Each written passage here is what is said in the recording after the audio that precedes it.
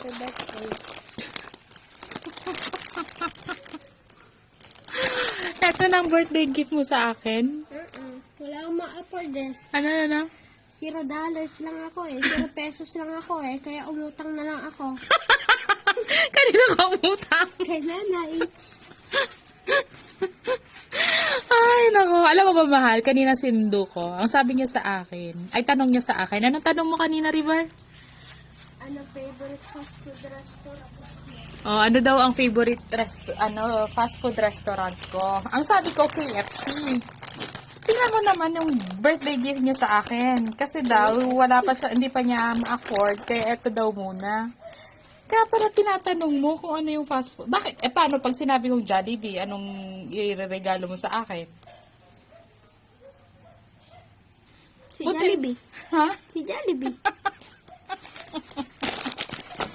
Ang witty mo dito. Oh my gulay.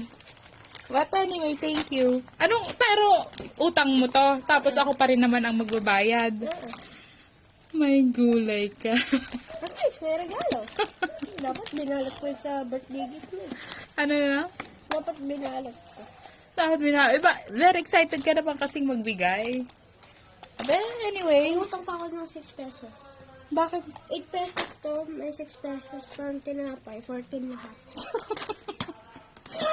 Ay, my gulay. Ang dami mo ng utang kay nanay.